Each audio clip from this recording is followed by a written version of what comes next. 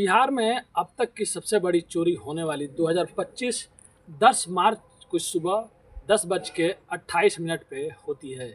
यहाँ पे 5 लुटेरे आते हैं और एक ज्वेलरी शॉप जो बल्कि इंडिया में नहीं पूरे देश में फैली हुई है, देश विदेश में भी फैली है, जो टाटा कंपनी का एक कंपनी है जिसका नाम तनिष्क है, जो ज्वेलरी शॉप है वो पूरे भारत में फैली हुई है। वहाँ पे 10 मार्च की सुबह 10 बजे 5 लुटेरे आते हैं और ज्वेलरी शॉप के अंदर दाखिल हो जाते हैं। और कमाल की बात यह है कि 2 लुटेरे उसमें से नकाबपोश होते हैं और 3 बिना नकाबपोश होते हैं। और अंदर घुसने के बाद बंदूक की नोक पे लगभग 25 करोड़ हीरे और सोने की चोरी करते हैं और वहाँ से वो लोग फरार हो जाते हैं। और वहाँ की एक जो महिला होती हैं वो पुलिस वालों को बार बार कॉल करती है 112 नंबर पे, तो कोई फ़ोन ही नहीं उठाता। लगभग 8 से 10 बार कॉल कर देती है और इधर 9 मिनट में पूरे ज्वेलरी शॉप ही लूट जाती है। तो चलिए पूरी कहानी को बताते हैं हम, आखिर कैसे चोर वहाँ पे आते हैं और 9 मिनट में कैसे पूरे ज्वेलरी शॉप को साफ कर देते हैं और इधर पुलिस को भनक भी नहीं लगती है। तो नमस्ते, आदाब, सत श्री अकाल। आज की जो सच्ची घटना बताने जा रहा हूँ ये करीब आज से 1 हफ्ते पहले की बात है। आरा में एक ज्वेलरी शॉप है जिसका नाम तनिष्क है, जो देश और विदेश में भी फैला हुआ है। और इस तनिष्क ज्वेलरी शॉप का एक रूल है, इसके अंदर कोई भी आएगा तो 4 आदमी 5 आदमी एक साथ नहीं आ सकते हैं, इसका ये रूल है। और जो भी आदमी इसके अंदर दाखिल होगा वो कोई भी आदमी नकाबपोश नहीं रहेगा, यानी कि बुर्के में नहीं रहेगा, उसका चेहरा साफ साफ दिखना चाहिए। और जब तक अंदर जितने भी लोग बैठे हैं वो लोग सामान नहीं ले लेते हैं तब तक कोई भी नया ग्राहक उसके अंदर नहीं जा सकता है। सुबह 9:30 बजे के टाइम इस ज्वेलरी शॉप में लगभग 25 स्टाफ काम करते हैं, जिसमें महिलाएं भी हैं और आदमी भी हैं। सुबह सुबह के टाइम हो रहता है, 3 लड़के दाखिल होते हैं इस ज्वेलरी शॉप में। 3 लड़के दाखिल होते हैं जो गाइडलाइंस को पूरा फॉलो करते हैं, जो नकाबपोश नहीं रहते हैं। सबसे पहले इसमें 3 आदमी जाते हैं और 3 लड़के जाने के बाद फिर 2 लड़के और आ जाते हैं। और जैसे 2 आदमी जाते हैं, जो एक हेलमेट लगाया रहता है और एक मास्क लगाया रहता है, जैसे ही जो वहाँ पे गार्ड खड़ा रहता है वो उनको हटाता है, बोलता है कि ये गलत है, तुरंत वहाँ से उसका राइफल ये लोग छीन लेते हैं और बंदूक निकाल के सब लोगों पे तान देते हैं।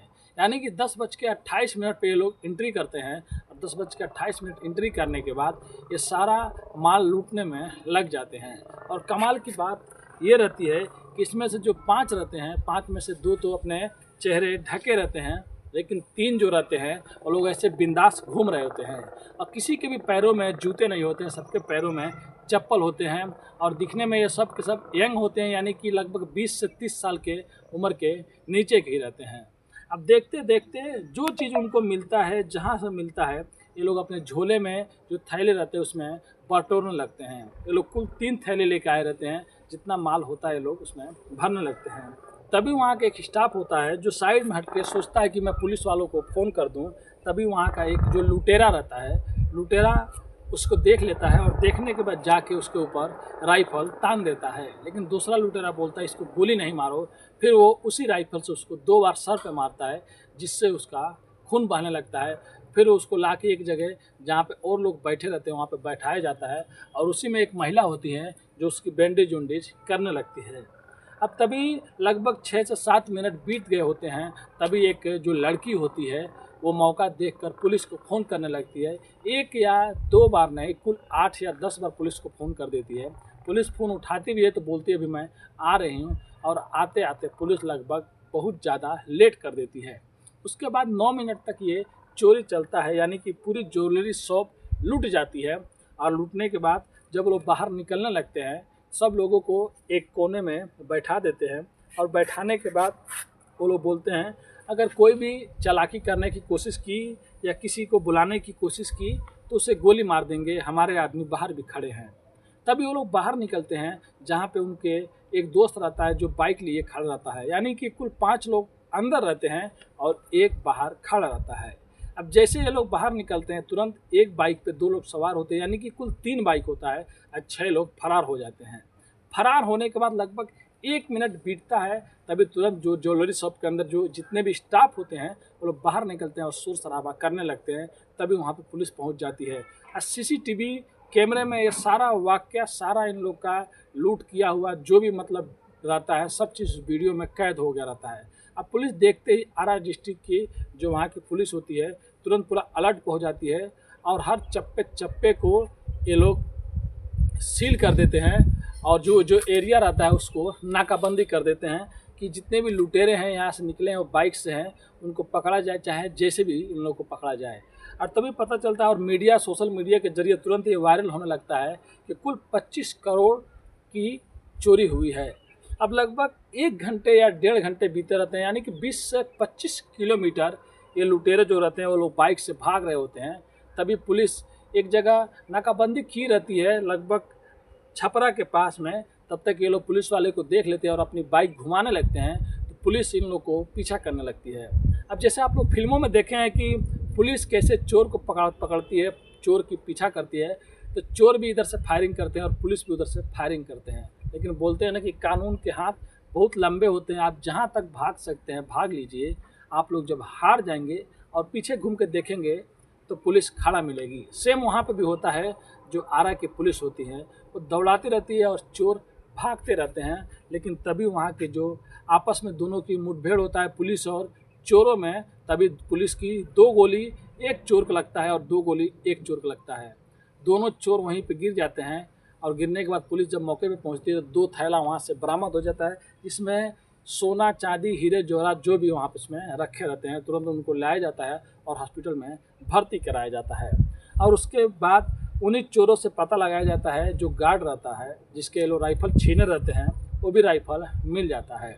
और उसके बाद जो वहाँ के एसपी आते हैं और एसपी आने के बाद वो एक बार प्रेस कॉन्फ्रेंस करते हैं। जो एसपी वहाँ के हैं उनका नाम राज है, और प्रेस कॉन्फ्रेंस करने के बाद वो बताते हैं कि बहुत जल्द हम लोग उन चोरों को पकड़ लेंगे और हम लोग जितना माल वो लोग लूट के लेके गए थे, हम लोग कुछ ही घंटे में इतना माल वापस ले लिया और उन चोरों को पकड़ लिया और जो भी चीज़ है जल्द से जल्द हम उनको भी पकड़ लेंगे।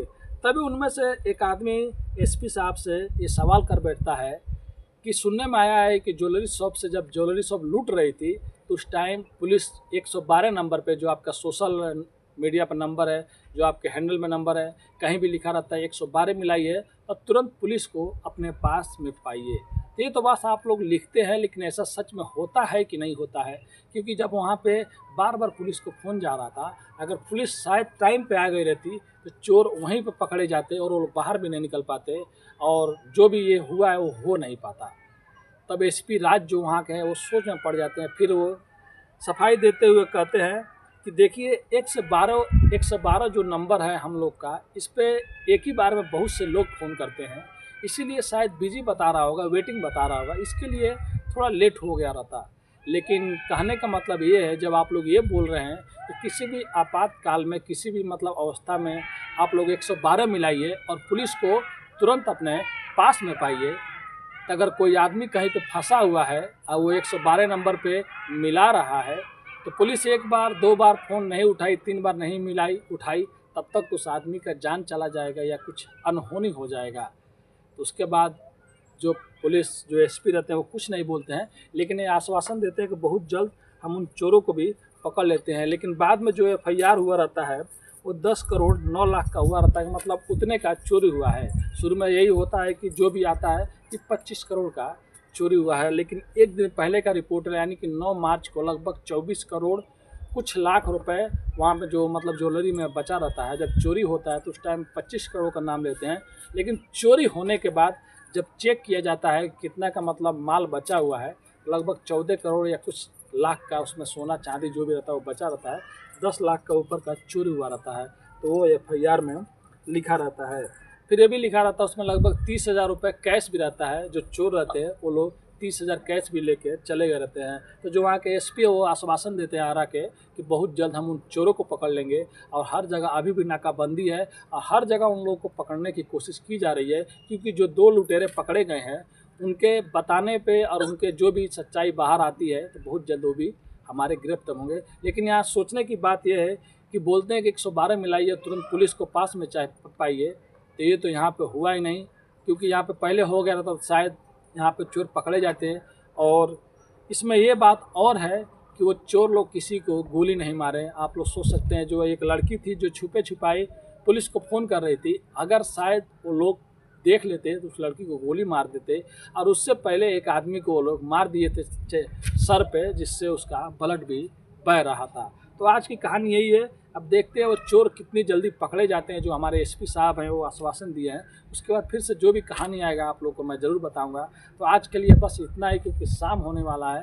अब मिलते हैं नेक्स्ट वीडियो में फिर से कुछ अच्छी कहानियों के साथ। अभी के लिए अलविदा लेता हूँ। धन्यवाद।